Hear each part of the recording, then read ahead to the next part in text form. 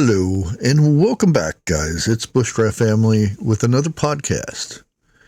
And this one is quite interesting. This is more about technology that you just won't find anywhere. This is stuff that they keep hidden, that they don't want you to find out. About cell phones and other interesting things like your smart appliances.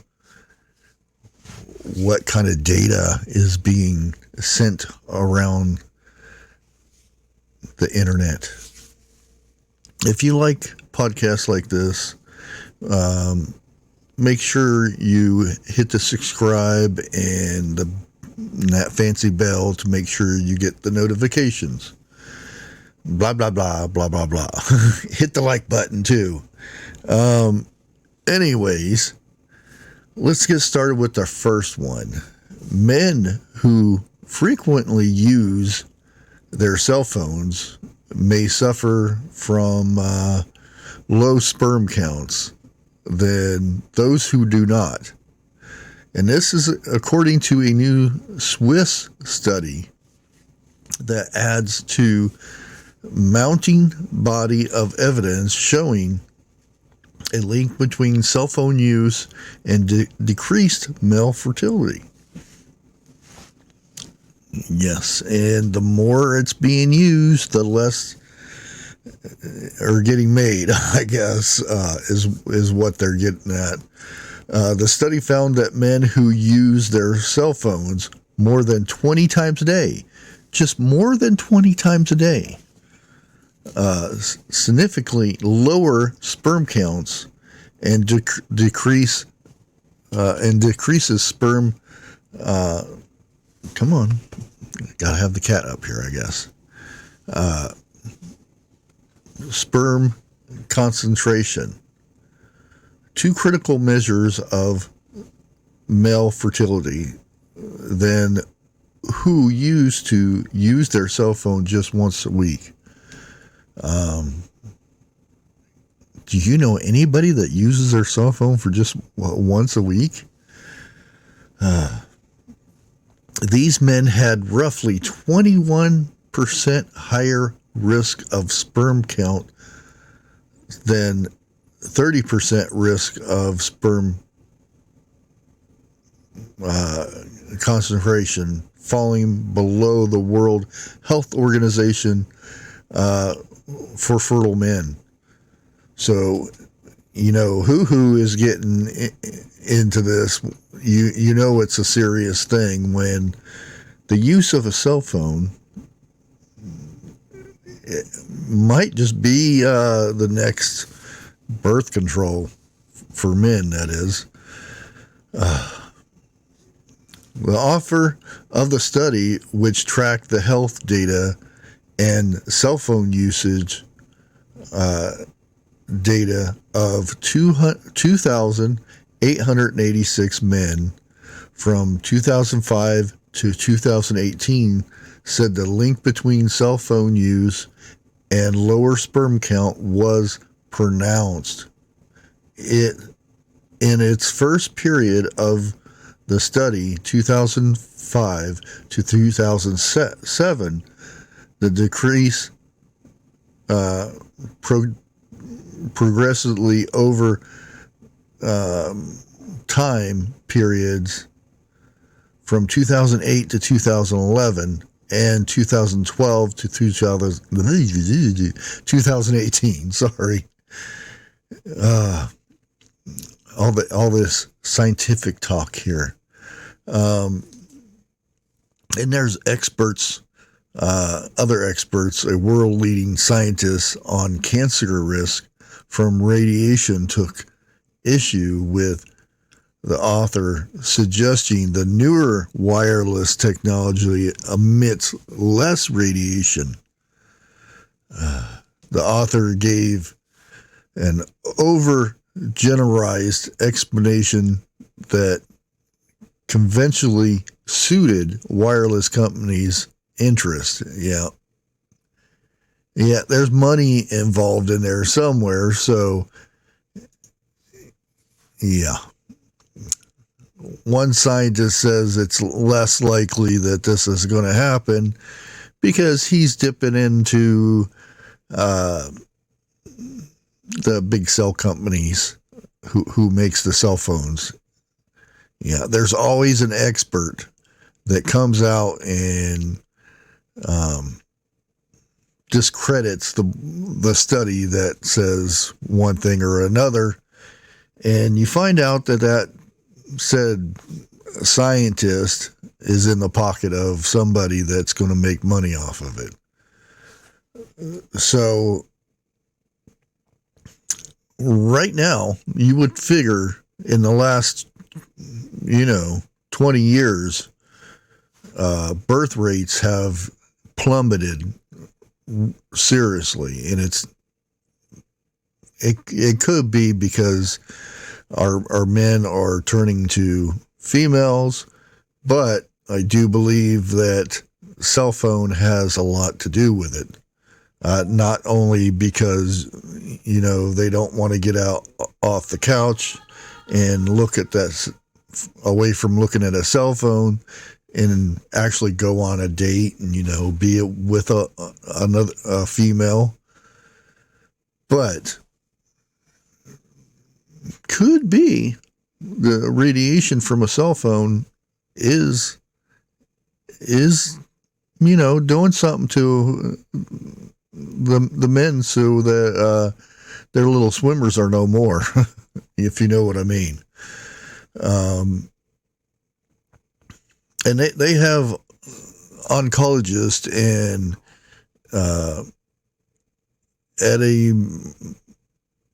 hepatologists with Environmental and Cancer Research Foundation who have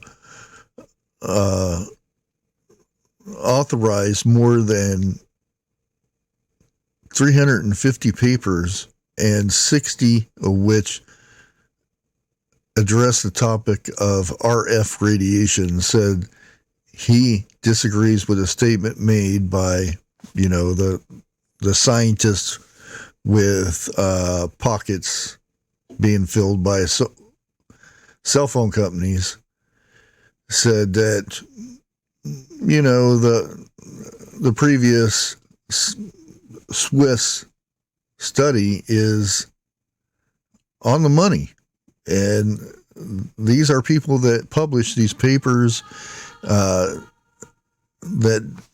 has no ties to anybody, and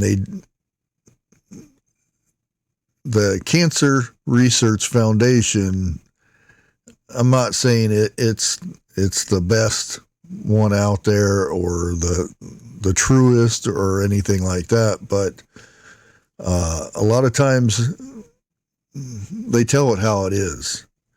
And just looking through the story, there's a quite extensive study that they have done. It's just not pick a few guys and see if their sperm count goes down or anything like this. There is a lot of testing involved and a lot of research to make sure there's no other symptoms that might lower said sperm count. So the study looks pretty good. On paper, that is, but you never really can tell by some of these scientists. But again, the Swiss study isn't backed by anybody. So again, they're not filling their pockets with money from cell phone companies. Now, this other story I wanted to get into is from smart toasters to fitness collars for dogs. Who's listening in on your conversations? Now, I've said this before. There are many different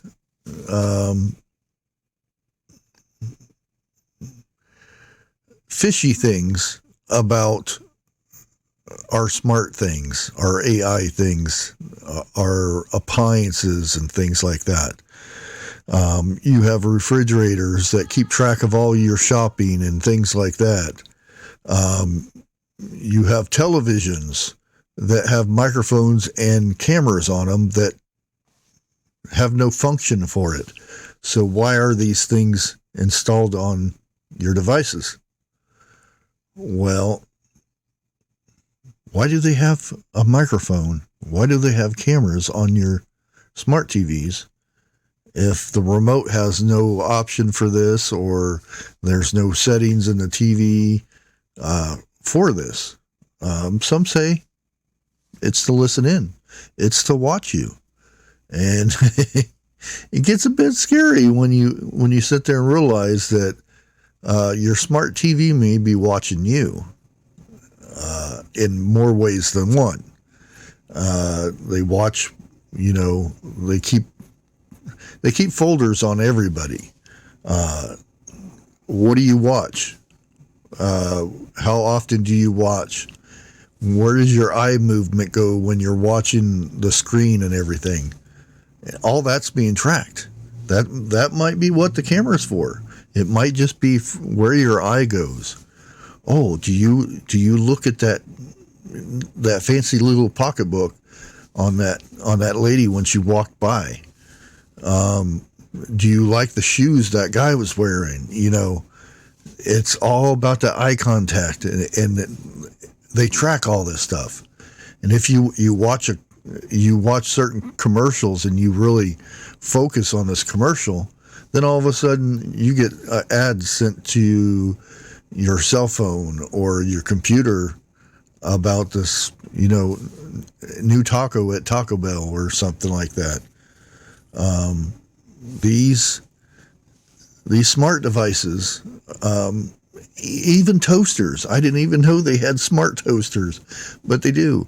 They have microwaves that you can call Alexa and tell them to, or tell her, I guess, since she's a female voice. Even though it's not a real person, we still call it a he or a she.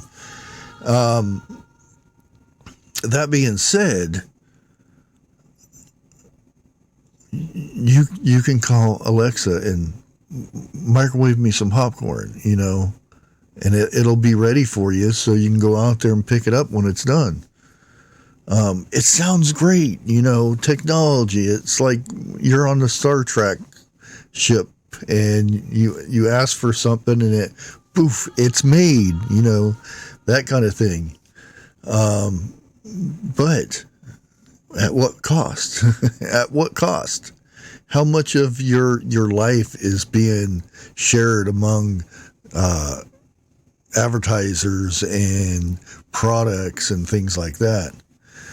But yeah, many people worry about our privacy and our, the privacy risk of using these devices because they may allow hackers to listen in.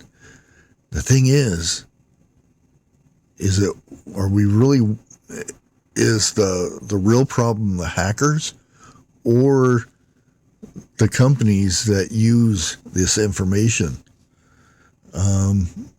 I think it's one and the same. But the contracts for using them are so long that we don't understand which other rights we might be signing up for. So whenever you get a new device like, I can run my AC on my cell phone, so I can be at work and hit a button and my AC turn on, so it's nice and cool when I get home. Well, there's a contract that you sign when you accept the terms and service. That's a contract. That's a binding contract that allows them to have access to your life, basically. And most of the time, we just go scroll through it, hit check, and we're good. Because if not, that fancy feature that we got on that AC or that toaster, we can't use it now. So what good is it? I guess I gotta check okay, and we move on and we forget about this stuff. During some research for my book, I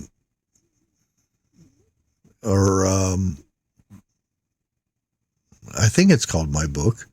Anyways, or using Alexa voice command triggers 247 contacts that we have to accept in order to use it.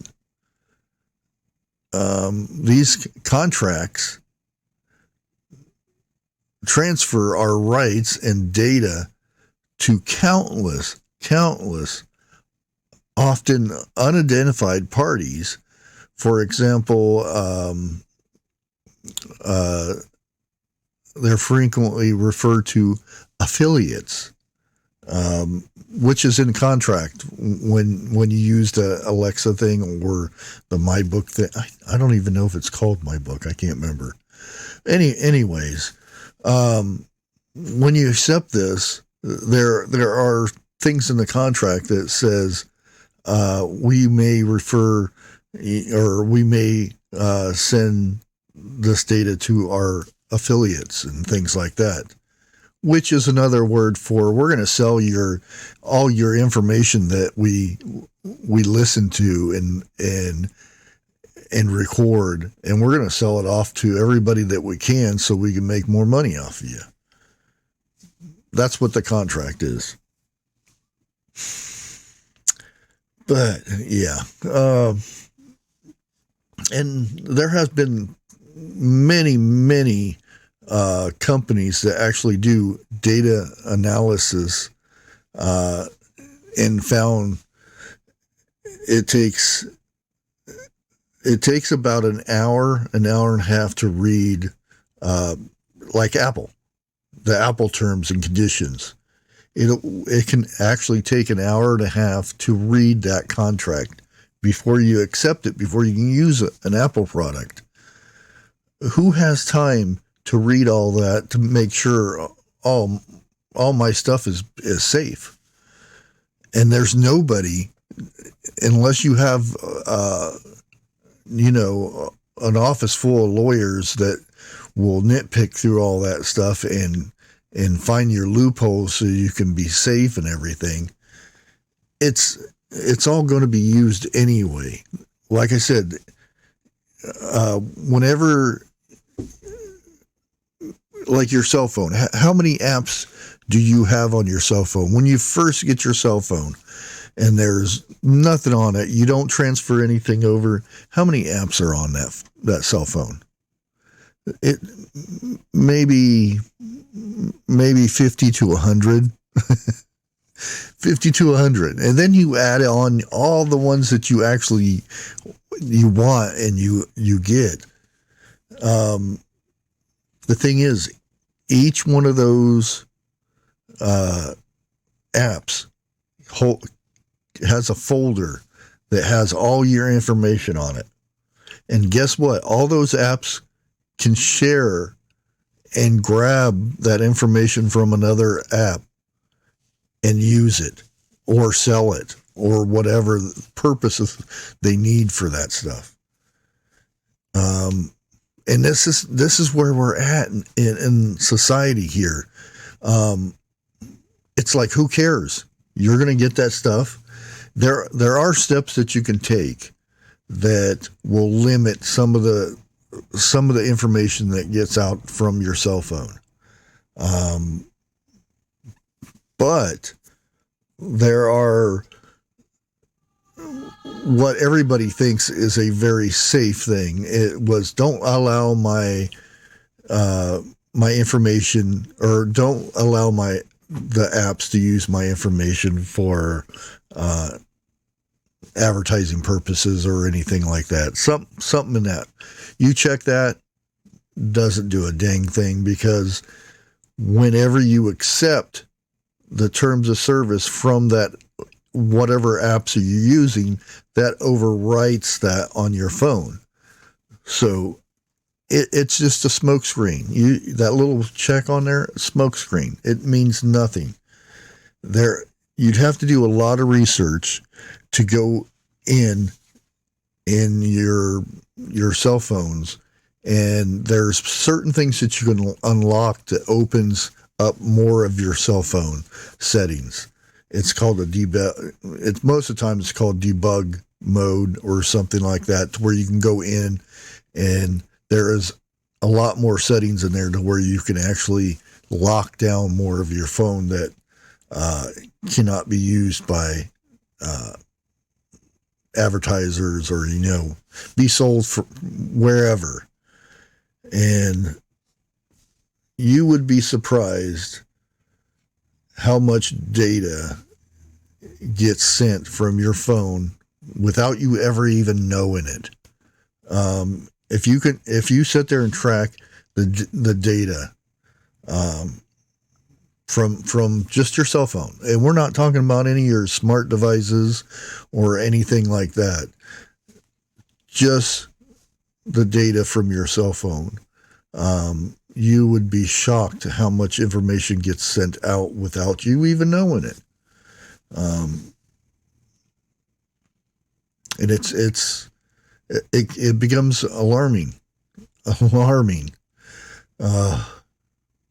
And this is a little tidbit here. According to VistaCap, which includes 21 of the most popular online platforms, 97% of people between 18 and 34 years old accept the conditions without even reading it.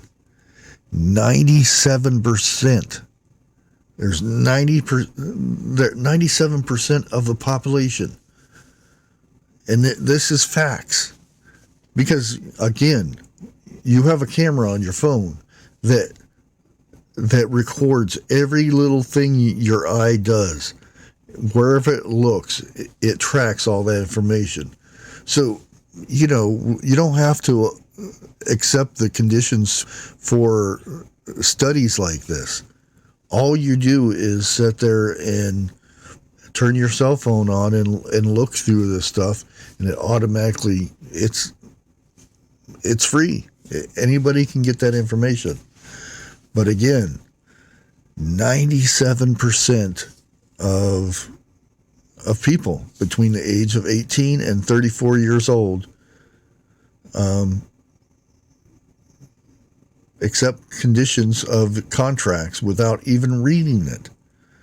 How did we get this way to where people don't even read a contract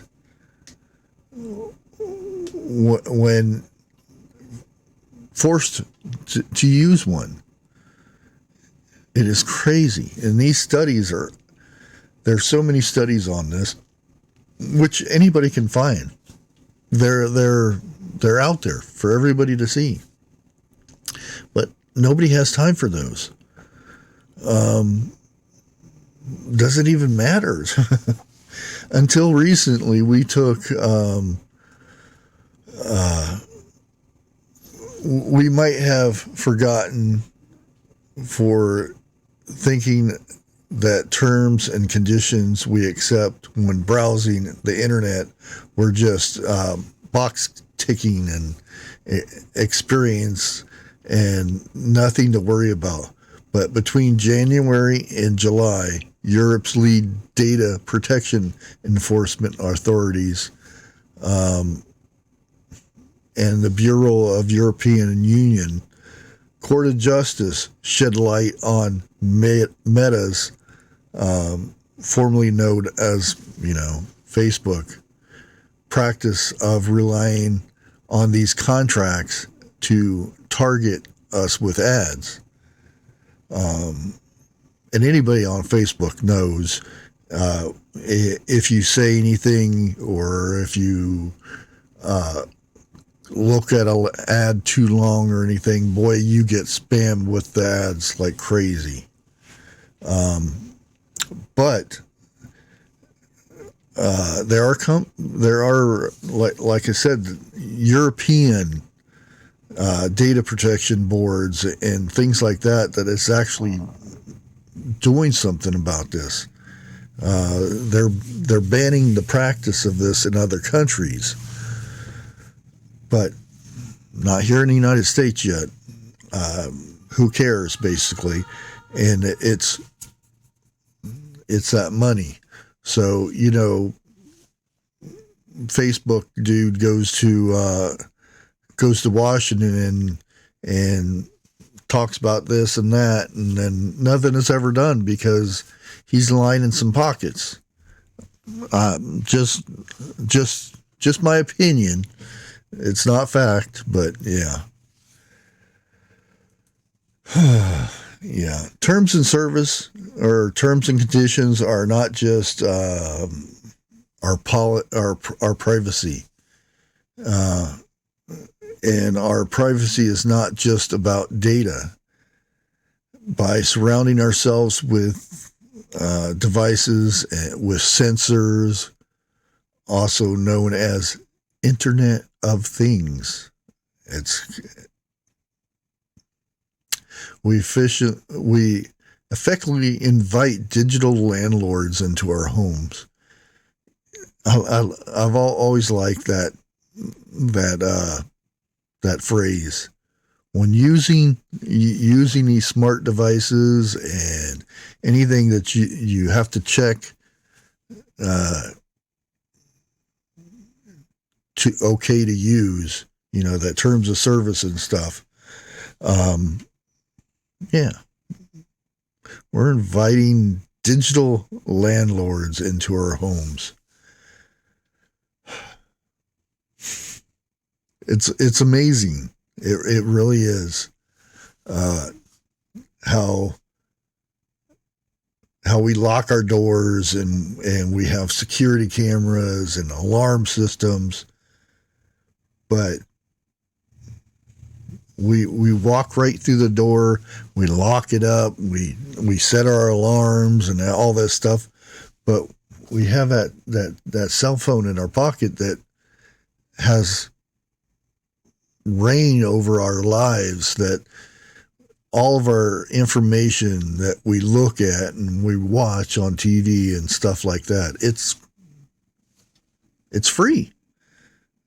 All we do is check the box and move on and enjoy our toast that we can set to a certain temperature on our cell phone, and we can hit the button and it'll oof, our toast is ready, and we did it on our cell phone. Oh, how amazing is that? Where have we gone? When we used to push the button down on our toast, now there's a button that lowers the toast to get toasted now. And we use it for our cell phone to do this. It used to seem so nice when I used to watch Star Trek, the old Star Trek, and they used to, you know, order a fancy drink or a bowl of ice cream or something, and then there it is. There's ice cream, and it tastes good, and it was generated by a computer, and nobody thought nothing of it. It was like everybody's like, "Oh man, that would be awesome," and then we have to go to, you know, Dairy Queen to order a banana split, and it's not the same. But now that we're in that age, we're not, you know, spawning a sundae out of thin air, but we're using devices to microwave popcorn and toast our bread and things.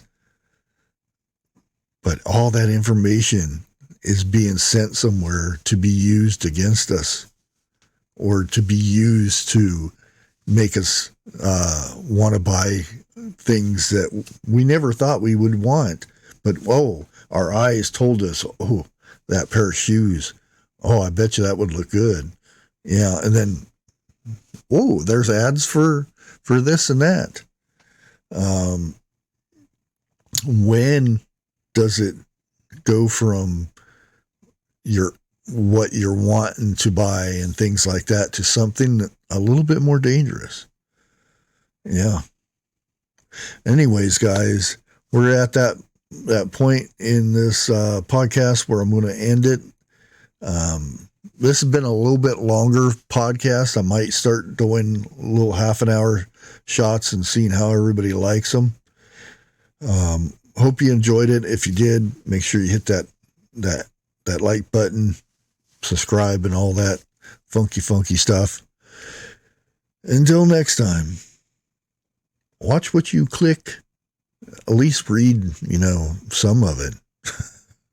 Until next time, God bless.